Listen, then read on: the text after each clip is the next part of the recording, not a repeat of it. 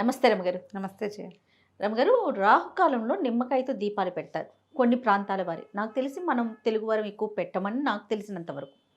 చెన్నైలో, తమిళనాడులో చాలా బాగా ఫాలో అవుతారండి.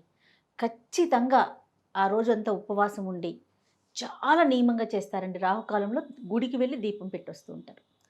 తర్వాత అమ్మవారి గుళ్ళలో మనం చూస్తూ ఉంటాం. నిమ్మకాయలను పెట్టుకొని అమ్మ దగ్గర పూజ చేయించుకొని అవి తీసుకొచ్చి మన బీరువాల్లో కానీ, డబ్బులు పెట్టుకునే ప్రదేశాల్లో కానీ పెట్టుకుంటారు. లేకపోతే ఒక గ్లాసులో వేస్తూ ఉంటారు, దిష్టి తగలకుండా అట్లా.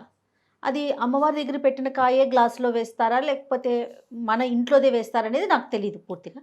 నిమ్మకాయకి అంత శక్తి ఉంటుందా? ఎందుకు నిమ్మకాయని అలా చేస్తారు? నిమ్మకాయలో నెగిటివ్ ఎనర్జీని తీసేసే లక్షణం ఉందని చెప్తారు. ఎప్పుడో ఒక విచిత్రమైన కథ చదివే నేను. అమ్మవారి శాకంభరి అవతారం ఎత్తింది ఒకసారి. అంటే ఈ నింబాసురుడు అనే ఒక రాక్షసుడు భూమి మీద ఉన్న మొత్తం పచ్చదనాన్ని అన్నిటినీ హరించేశాడట. పంచభూతాలని కంట్రోల్లో పెట్టుకున్నాడు. అప్పుడు అసలు ఆహారం లేక కరువు కాటకాలు వచ్చి భూమి అంతా అల్లాడిపోయింది. అమ్మవారు అప్పుడు శాకంభరిగా అవతారం ఎత్తింది. ఈ నింబాసురుణ్ణి సంహరించినప్పుడు వాడు నీ పాదాల చెంత నాకు ఉండే అవకాశం, ఎప్పుడు పూజింపబడే అవకాశం కావాలని అడిగితే ఆమె అతన్ని ఒక కాయగా పుట్టించింది. అది నిమ్మకాయ అని.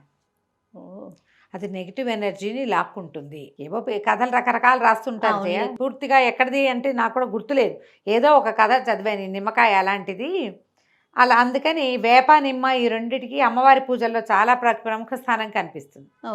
వేపరెమ్మలు కూడా బాగా కడతారు కదా, అన్నిటికీ అమ్మవారు అనగానే వేపకొమ్మలు కదా. ఈ నిమ్మకాయలు కూడా నువ్వు చూడు, దుర్గాదేవి ఆరాధనలో ఎక్కువగా, సాత్విక ఆరాధనలో ఎక్కడా నిమ్మకాయ దీపాలు ఉండవు. అవునండి. లలితాదేవి దగ్గర కనిపించవు. అవును. మంగళవారాలు ముఖ్యంగా నిమ్మకాయలతో దండగుచ్చి అమ్మవారికి వేస్తారు. నిమ్మకాయల్ని నివేదనలు అన్నిటితో పాటుగా నిమ్మకాయ కూడా దుర్గకి నివేదన చేస్తారు. మామూలు ఇంక ఏ పూజల్లోనూ మనకి కనిపించదు, ఇక్కడ ఒక చోటే కనిపిస్తుంది. ఈ అమ్మవారికి వేసిన దండ, నిమ్మకాయల దండ ఇస్తే దీన్ని ఏం చేయాలి అని డౌట్ వస్తుంది మనకి కదా. మనం అందరికీ తలా ఒక కాయ, అమ్మవారి ఒంటి మీద ఉంది, విగ్రహం మీద ఉంది, ఆమె ధరించింది కాబట్టి దానికి మేమేం చేసేవాళ్ళం అంటే, నేను చెప్తా, ఈ గ్లాసులో వేయటం అది మేము చేయలే, లోపల పెట్టుకునే వాళ్ళం కాదు. ఆ నిమ్మకాయలోకి ఒక సూది ద్వారం పోనిచ్చి కట్టి వాకిట్లో వేలాడేస్తాం. ఒక్క నిమ్మకాయ. గుడికి వెళ్ళినప్పుడల్లా సిద్ధివినాయక దేవాలయంలో రాజరాజేశ్వరి అమ్మవారు ఉంటుంది. 4 సన్నిధులు ఉన్నాయి సిద్ధివినాయక దేవాలయం. ఎక్కడండి? అదే మన సికింద్రాబాద్ క్లాక్ టవర్కి వెళ్ళే రూట్ లెఫ్ట్లో కనిపిస్తుంది, పెట్రోల్ బంక్ ఉంది అక్కడ. ఆ రాజరాజేశ్వరి అమ్మవారి దగ్గర నేను వెళ్తాను బాగా. అక్కడికి ఒక నిమ్మకాయ ఇచ్చేవారు వెళ్ళినప్పుడల్లా. అవి ఇస్తే నేనేం లేదు, దానికి ఒక తెల్లదారం సూది దారం పెట్టి దాన్ని ఆల్రెడీ హోల్ ఉంటుందిగా, అందులో పోనిచ్చి ఒక చిన్న లూప్ చేసి వాకిట్లో తగిలిచ్చేదాన్ని. నెగిటివ్ ఫోర్స్ని ఆపుతుంది. అవును. నెగిటివ్ ఎనర్జీని తొలగిస్తుంది.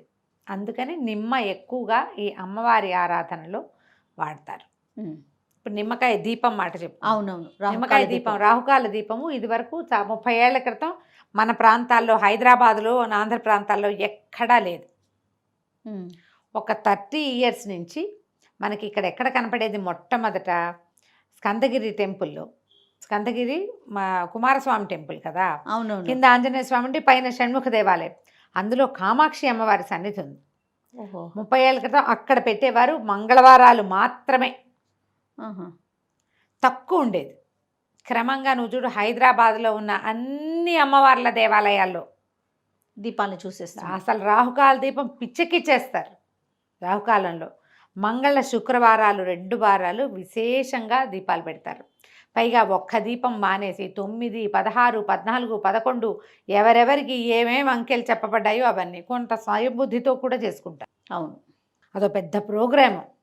అసలు మంగళవారాలు కనకదుర్గ గుడి, జయదుర్గాదేవి గుడి అవన్నీ ఎలా ఉంటాయంటే అసలు జాతరలాగా ఉంటుంది. మనకి విజయవాడలో పెడుతున్నారంటారా రమ్మగారు? విజయవాడ సంగతి అయితే నాకు తెలియజేయ, నేను చూసిన గుర్తయితే అనిపించలేదు. మనం రాకాలంలో వెళ్ళినా కూడా ఆ సన్నిధిలో ఏం పెట్టరు, యువతల పక్కకు పెట్టుకుంటా అక్కడ పెడుతున్నారేమో మరి, బహుశా. కానీ హైదరాబాద్లో మాత్రం విశేషంగా మంగళవారాలు, శుక్రవారాలు గుడికి వెళ్తే 100% మంగళవారం మధ్యాహ్నం 3 to 4:30, శుక్రవారం 10:30 to 12 ఖచ్చితంగా రాహుకాల దీపాలు కనపడతాయి. నువ్వు నిమ్మకాయని కాయ ఉంది, దాన్ని కోసిన తర్వాత దాంట్లో ఉన్న సారం మొత్తం తీసేసి దాన్ని పూర్తిగా వెనక్కి తిప్పి డొప్పలో పెడతాం. అంటే నిమ్మకాయ మనం భగవంతుడికి అర్పితం అవ్వాలంటే ఏమవ్వాలి? మనని మనం ఓపెన్ చేసుకోవాలి. తర్వాత మనలో ఉన్న అనేక రకాలైన సారాలు మలినమే కాకపోవచ్చు, అది కూడా సంసార తాపత్రయాలు, వాటన్నిటిని విడదీసేయాలి. డొల్ల మిగలాలి. అది కదా అర్థం. అదే అర్థమేమో. అదే అర్థం. ఆ డొల్లలో పెట్టిన దీపం అమ్మవారికి. ఇప్పుడు నేను ఇవన్నీ తాపత్రయాలు, ఈ కష్టాలు సుఖాలు, ఈ బంధాలు భవబంధాలతో కొట్టుకుపోతూ వీటన్నిటితోటి నేను భగవంతుడి చేరలేను, ఎవ్వరూ చేరరు. వీటిని విడిచిపెడితేనే మనం వెళ్ళగలుగుతాం అక్కడికి. బా, ఎంత అర్థం ఉంది రమ్మగారు కదా. ఆలోచించండి. ఇది ఎప్పుడో అర్థం కాదు, ఇప్పటికిప్పుడు నాకు తట్టింది చెప్తున్నాను నీకు. ఎందుకు చేస్తాం అది? దానికి నిమ్మకాయ తాలూకు స్వారస్యం ఏం లేదు, ఏమీ లేదు. ఇప్పుడు నిమ్మకాయలు మొత్తం దానికి ఉన్న బతుకంతా ఏమిటి? రసమే. అది మొత్తం తీసేసాం. ఆ డిప్ప చేదు, అది ఎందుకైనా ఉపయోగపడుతుందా? దేనికి ఏది లేని నన్ను నీకు సమర్పించుకుంటున్నాను, ఈ భవబంధాన్ని మొత్తం వదిలిపెడుతున్నాను అన్న భావనతోటి చేయాలి. ఇది రాహుకాల దీపం. ఆ సమయంలో గనక పెడితే అమ్మవారు కరుణిస్తుంది, కటాక్షిస్తుంది. నీకున్న భవబంధాలన్నింటినీ విడిచిపుచ్చుకోవడానికి, వదిలిపెట్టేయటానికి, కట్ చేయడానికి, వాటి భారం నీ నుంచి దించడానికి ఈ దీపం ఒక దారిగా ఉంటుంది. వెర్రెక్కిపోకర్లా, ఒక్కటి పెట్టినా చాలు. 11 పెట్టి పూజ చేసి దానికి నివేదన పెట్టి దీపానికి నివేదన. అవును, ఒక వేలం వెర్రి కింద అయిపోతారనమాట. నివేదన అమ్మవారికి కాదు, దీపానికే. అంత అయిపోకర్లా ఇలా చేయొచ్చు. మనం ఇంట్లో కూడా పెట్టుకోవచ్చు జయ. ఆ సమయంలో ఇంట్లో నేను శుక్రవారాలు రాహుకాల దీపం పెట్టుకుంటాను. ఇలా ఏదైనా దండం పెట్టుకున్నాను అనుకో, రాహుకాల దీపం అని ఇంట్లో పెట్టేసుకుంటా. మీరు అన్నట్లుగా దీపం పెట్టుకుంటున్నాం, 1 పెడతాం, 12 పెడతాం, మన శక్తి కొలది పెట్టుకుంటాం. విషయం అది కదా రమ్మగారు, అన్ని వదిలేయాలి కదా, అది కదా నేర్చుకోవాల్సిన విషయం. అవును, మనం ఎన్ని పెట్టి ఏంటి ఉపయోగం? ఏవైనా జయ మనకు తెలీదు, మనము అంతరార్థాన్ని ఆలోచించాం. దీనివల్ల ఈ ప్రయోజనం సిద్ధిస్తుంది, ఒక్క పాయింటే మనకు అర్థమవుతూ ఉంటుంది జయ. ఏం వస్తుంది మనకి? నిజానికి ఏమిటి పోవాల్సింది ఉంది ఇందులో. పాయింట్ పోవటం, వదిలిపెట్టేయాలి. ఈ పోయే పాయింట్ అసలు మనకు వద్దు, మనకు అర్థం కాదు జయ. సంసార తాపత్రయం విష్ణుమాయ, మహామాయ, అది మనని వదిలిపెట్టదు. ఎవ్వరు అతిథులం కాదు కదండి.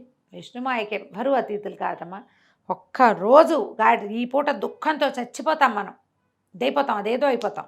తెల్లవారిందా పలచబడిపోతుంది, మళ్ళీ మాయమ్మని లాగేసుకుంటుంది, అంతే. అది ఇప్పుడు ఈ దీపాలు దివ్యలు ఏవైనా పూజ పునస్కారం, రాకాల దీపం పెట్టాలి, అది పెట్టాలి, ఇవన్నీ దేనికోసము? నువ్వు అమ్మని చేరడానికి కాదు, ఇప్పుడు నీకున్న సమస్యలు తీరడానికి పెడతావు. ఈ సమస్య అంతా తీర్చి నిన్ను తన వైపుకి లాక్కుంటుంది అమ్మ, అంతే. కానీ మనం ఏం చేస్తాము? ఈ సమస్య తీర్చి చాలు, వెళ్ళే ప్రయత్నం మాత్రం చేయం. ఇంకొక సమస్యను క్రియేట్ చేసుకుని మళ్ళీ పెడుతున్నాం, మళ్ళీ వెళ్తాం. దాన్ని ఆలోచించుకుని పెట్టుకోవాలి. అంటే తప్పని నా ఉద్దేశం కాదు, కానీ మీరు అన్నట్లుగా ఆలోచించాలి కదా. అటువైపు ఎక్కడే వెళ్తున్నామా అని ఒక ప్రశ్న వచ్చింది రమ్మగారు. నిజంగానే ఎప్పుడు వెళ్ళం జయ, ఎప్పుడు వెళ్ళం. ప్రతి సంవత్సరం పూజ, ప్రతి సంవత్సరం అదేదో, ప్రతి సంవత్సరం తీర్థయాత్ర. వదిలేయటానికి ఏ ప్రయత్నము చెయ్యం, మనము పట్టుకోవడానికే ప్రయత్నం చేస్తాం, అంతే. ఇందులో ఇదేమిటి? ఈ సమస్య తీరితే చాలు అని అనిపించదు. సమస్యలు ఏమిటి? సముద్రంలో అలలు వస్తూనే ఉంటాయి. ఇందులో ఏం చేస్తాము? తీవ్రమైన బాధలు, చాలా ఇబ్బందులు దైవికంగా వచ్చి మన నెత్తి మీద పడిపోయేవి కాకుండా, మన కోడల మాట వింటలేదు, కొడుకు కోడల మాట వినేస్తున్నాడు, అలాంటి విషయాలకు కూడా రాహుకాల దీపం పెడతారు. ఇంట్లో నా పెత్తనం చెల్లట్లేదు,